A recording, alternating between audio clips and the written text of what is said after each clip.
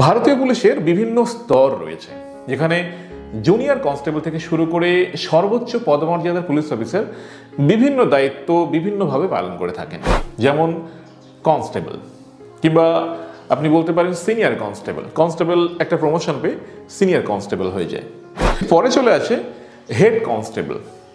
Senior constable থেকে promotion পেয়ে head constable হয়ে থাকে। Assistant sub inspector, ASI। পরে আসে একটু বড় পদ, সেটা হচ্ছে সাব ইন্সপেক্টর। ASI এর থেকে একটু বড় পদ হচ্ছে সাব ইন্সপেক্টর। এরপরে সিনিয়র পোস্ট হচ্ছে ইন্সপেক্টর, অর্থাৎ পরিদর্শক। ইন্সপেক্টরের দায়িত্ব কি আছে?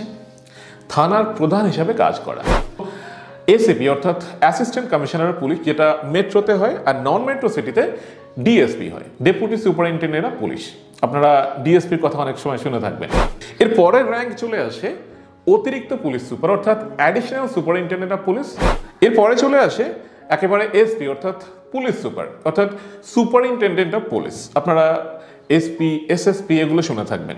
পরের র্যাঙ্কটা হচ্ছে DIG অর্থাৎ deputy inspector general of police. এর পরের যে র্যাঙ্কটা আছে সেটা হলো IG অর্থাৎ ইন্সপেক্টর জেনারেল অফ পুলিশ। পরে চলে আসে ADG অর্থাৎ additional director general of police. এরপরে যেটা চলে আসে সেটা হলো পুলিশের সর্বোচ্চ পদ, অর্থাৎ DGP, director general of police.